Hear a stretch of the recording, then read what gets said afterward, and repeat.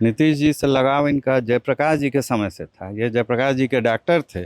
चारा घोटाला में कन्विक्ट हुए हैं लालू यादव। ये हटेंगे, अभी आप चार्ज ले लीजिए, मुख्यमंत्री बन जाइए। नालंदा की एक सभा में जाकर इन्होंने कह दिया, डॉक्टर सीपी ठाकुर जी ने, कि बिहार के अगले मुख्यमंत्री होंगे नीतीश कुमार। नीतीश जी ने कहा कि बनने से क्या होगा, संख्या तो है नहीं डॉक्टर साहब, सरकार गिर जाएगी। जो पहले खौफ रहता था लोग को कि हम बिहार में आएंगे, कुव्यवस्था है, लॉ एंड ऑर्डर नहीं है।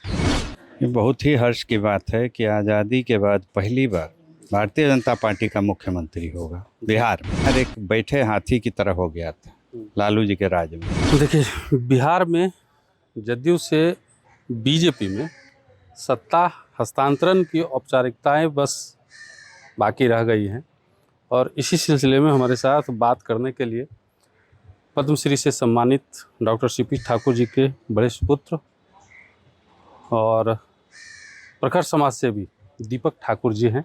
बीजेपी के किसान मोर्चा से भी जुड़े हुए हैं। सबसे पहले तो स्वागत है आपका। बहुत बहुत धन्यवाद।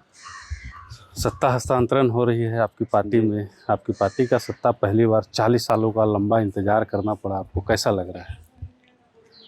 ये बहुत ही हर्ष की बात है कि आज़ादी के बाद पहली बार भारतीय जनता पार्टी का मुख्यमंत्री होगा बिहार में। और इतने वर्षों का कार्यकर्ताओं का, सभी पूरी पार्टी की मेहनत है जो इस स्तर पर लाई है कि आज हमारा मुख्यमंत्री हो। अब हम आशा करते हैं कि नीतीश जी ने जो विकास की नींव रखी थी, बिहार एक बैठे हाथी की तरह हो गया था लालू जी के राज में, जहां विकास कुछ नहीं होता था, विनाश की ओर ही जा रहा था और बिहार परिहास का भी विषय था। तो विनाश, परिहास, वहाँ से विकास, जो धारा बढ़ी है, इसको और तेजी ला देगी भाजपा नेतृत्व की सरकार। ये मेरा पूर्ण विश्वास है। तेजी ला देगी? बिल्कुल ला देगी, क्योंकि कहीं तो आसानी होगी इनको केंद्र में जाने में, केंद्र की स्कीमों को लाने में। गठबंधन तो रहा ही है, लेकिन चूंकि वर्षों से साथ काम किए हैं लोग, इनकी झिझक कम होगी, कम भटक के साथ अपनी बात को ज़्यादा मजबूती से रखेंगे और केंद्र से अधिकाधिक मदद बिहार को मिलेगी। लोग कहते हैं कि नीतीश कुमार ने बिहार को गड्ढे से निकाला। कथित जंगल राज के बाद सुशासन की सरकार आई, तो जो मानक नीतीश कुमार ने सेट किया है राजनीति में, शासन में, उस मानक को पार करना भी पड़ेगा, लकीर को बड़ी भी करनी पड़ेगी। चुनौती तो बहुत होगा ना? चुनौती तो होगी। मानक तो किया है तय नीतीश जी ने। गांव गांव में सड़क हो गई, जहां गड्ढे रहते थे वहां अब सड़क है, वहां तक तो हो गया। लेकिन उसके आगे जो लिफ्ट देना है, आर्थिक उत्थान जो कराना, बल जो देना है, उसके लिए उद्योगों को विकसित करना होगा। अभी काफ़ी चीज़ें जो करने लायक है और लोग इच्छुक हो रहे हैं। नीतीश जी ने एक बहुत बड़ा काम किया कि जो पहले खौफ रहता था लोग को कि हम बिहार में आएंगे, कुव्यवस्था है, लॉ एंड ऑर्डर नहीं है, वो भटक अब लोग के दिमाग से जा रहा है। तो वैसे लोगों को वापस लाना, एनआरआई इन्वेस्टमेंट लाना। हमने ऐसे बहुत लोगों को जोड़ा जो इच्छुक थे। उद्योग मंत्री से बात कराते थे, कई जगह बात कराए, लोग भी इच्छुक, उनको ला करके पैसा लाना होगा। यही सब बातें गुजरात, महाराष्ट्र और दक्षिण के राज्यों के साथ लागू होती हैं। उनके लोगों ने पैसा वहाँ बहुत लगाया है जो बाहर है। हमें भी करवाना होगा ताकि बिहार को एक बल मिले नीचे से और ऊपर उठने का। नीतीश कुमार को बिहार का विश्वकर्मा कहा जाता है। आधारभूत संरचनाएं जो बिहार में खड़ी हुई वो नीतीश कुमार ने किया, लेकिन बावजूद इसके जो है कई ऐसे कार्य हैं जहां पे नीतीश कुमार को लोग अच्छा नहीं मानते हैं। जैसे शराबबंदी का जो उनका फैसला था, बिहार को आर्थिक नुकसान हुए। आप कैसे देखते हैं इसको? देखिए, मैं तो उसको अच्छा मानता हूँ कि उन्होंने शराबबंदी करा दी। एक तो गरीब राज्य, उस पर से आबादी बहुत अधिक, और शराब के साथ आप देखते हैं कि परिवार डिस्टर्ब होता है, आपके स्वास्थ्य पर जो इफेक्ट पड़ता है, कुप्रभाव उसका पड़ता है, उसमें जो आपको खर्च लगता है, पूरा परिवार का संस्कार खराब होता है। उस चीज़ को उन्होंने रोका।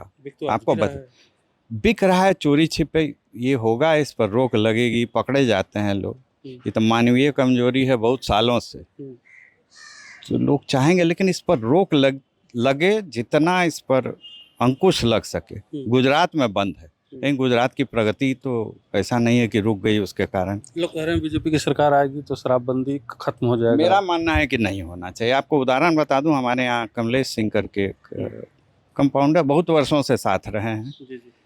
तो जब नीतीश जी ने बंदी करी थी उन्होंने, तो उनका एक बार रिमार्क आया उन्होंने कि नीतीश बाबू अगर 4 साल पहले कर देतन हल तो हमारे बाबूजी बच जेतन। उनके पिताजी शराब पीते पीते मर गए, यहीं अरवल के लोग मूलतः रहने वाले हैं। तो उसका अच्छा भी था, लोगों की सोच बदली है। घर की महिलाएं बहुत खुश हैं, प्रसन्न हैं। उनका बच्चा पढ़ने जा रहा, पति भी शाम में आता है तो कुछ पैसा पॉकेट में बचा रहता है, जो पहले सब उड़ जाता था। आपका तो लंबे समय से उनके साथ नाता रहा है, पारिवारिक संबंध भी है।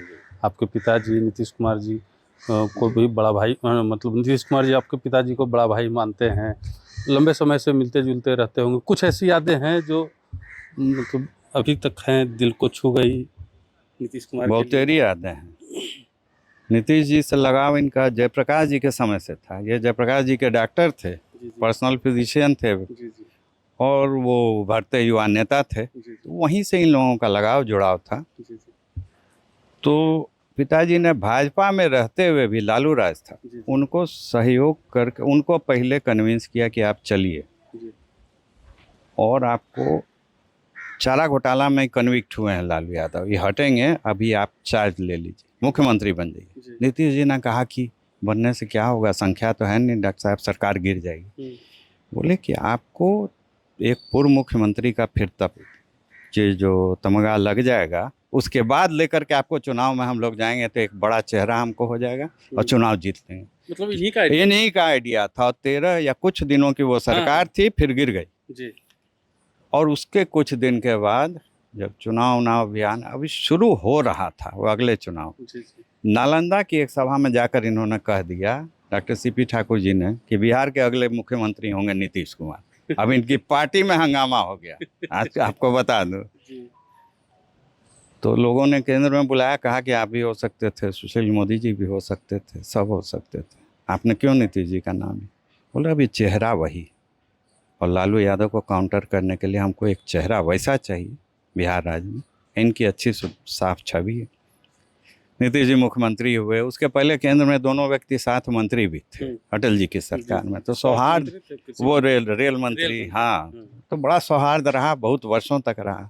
एक बड़ा नामी फोटो जब नीतीश जी की पत्नी का देहांत हुआ, ये पहले दिल्ली गए देखने, जब वो एडमिट थी, यहाँ जब आई लास्ट तो भी मिले। वो जो नीतीश जी इनको पकड़ के रोने लगे, वो फोटो शायद मीडिया में हर जगह अगले दिन यही था, टीवी चैनल पर भी चला।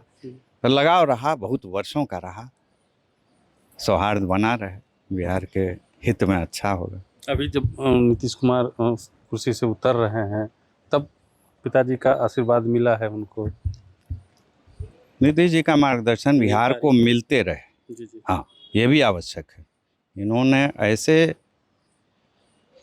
मानक स्थापित कर दिए बिहार को, मैं तो कहता हूँ बैठे हुए हाथी को उठाया इन्होंने, अब मूव कराने की स्थिति में ला दिया इन्होंने।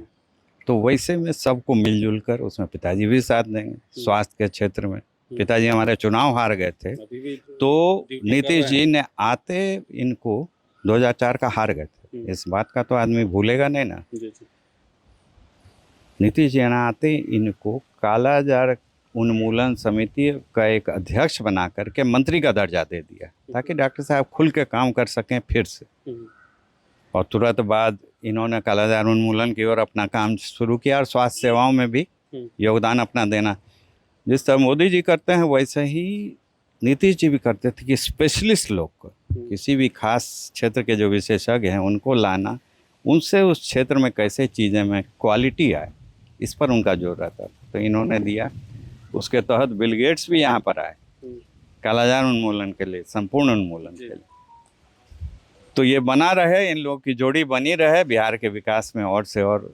विपक्ष काफ़ी जो है उतावलेपन में है, कह रही है कि नीतीश जी को बीजेपी गद्दी से उतार के फेंक दी, साजिश किया गया, नीतीश जी को बर्बाद, मतलब नीतीश जी की पार्टी को भी जो है तोड़ दिया जाएगा, नीतीश जी को हटा दिया गया है ज़बरदस्ती। ऐसा तो होगा नहीं, गठबंधन इतने सालों तक रहा, साथ में निभा रहा, और विपक्ष की तो आवाज़ ही इतनी कमज़ोर हो गई है, अब संख्या बल ही नहीं रहा, अब क्या बोलें लोग, बोलने को तो कम रह गया उनके पास। ऐसे ही छोटी निचले स्तर की अब बात करेंगे, ऐसा कुछ नहीं हो सकता है। बहुत मजबूती से यह गठबंधन रहेगा और नया विकास, नया बिहार हम देखेंगे। चलिए, नया विकास और नया बिहार हम देखेंगे। दीपक ठाकुर जी थे। आपको इनकी बातें कैसी लगती है कमेंट बॉक्स में ज़रूर बताइए।